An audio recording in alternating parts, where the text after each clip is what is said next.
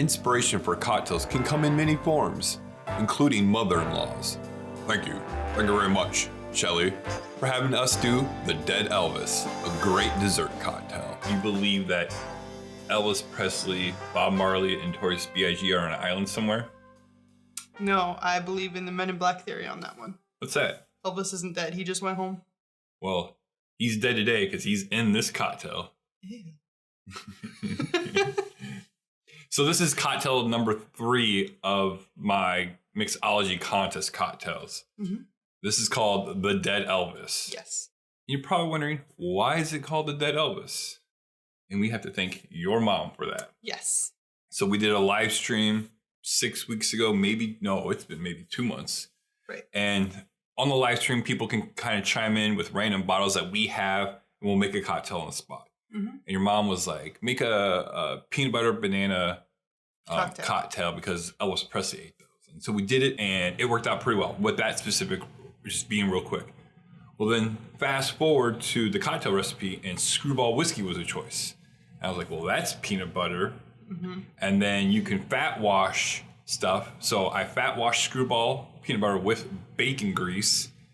There's a recipe Jessica Savage has. We'll post a link for that where you can read up on how to do that. It's really easy to do. We did 4 ounces of Skrewball to 1 ounce of bacon grease. Yes. That was our ratio. We tried 3 or 4 different ones. Yep. And it needed to be that bacon forward. Right. Because that bacon gets diluted out. Not diluted out. The peanut butter flavor from the Skrewball does punch through pretty heavy. With all the other ingredients in the cocktail. Yes. And so then I needed a banana puree.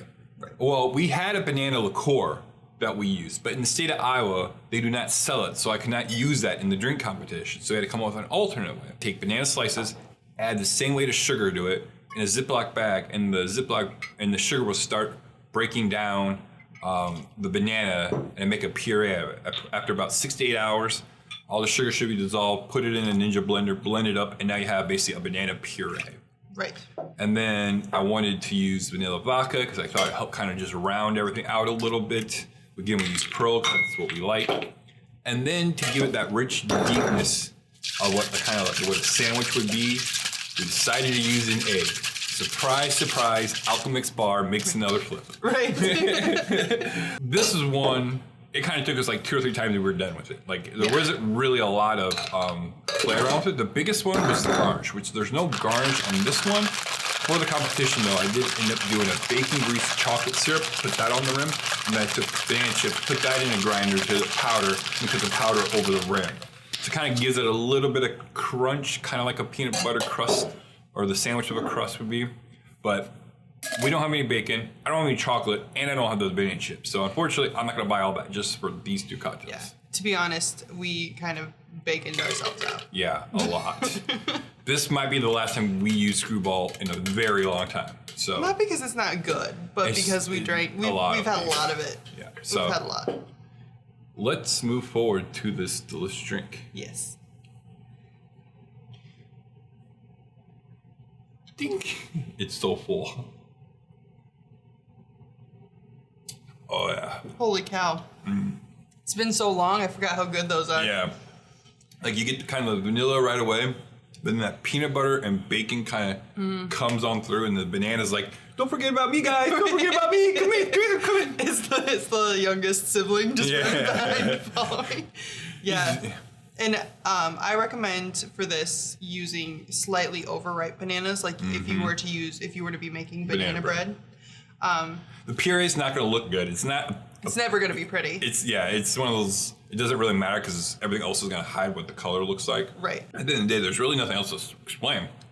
You can taste the bacon, you can taste the peanut butter, you can taste the banana, there's a little bit of vanilla kind of in there, and it's just all rich and creamy. Yep. This definitely sounds like something that would make me fat and die on the toilet. Challenge accepted.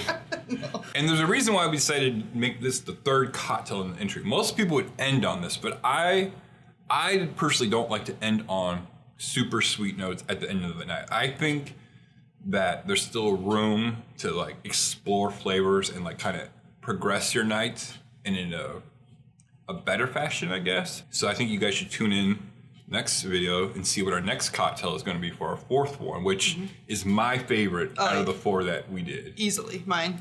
Yeah, my favorite for sure. If you want to see our first 2 cocktails, we have the Bitter Ombre and the Dusty Chaps. Dusty Chaps right over here.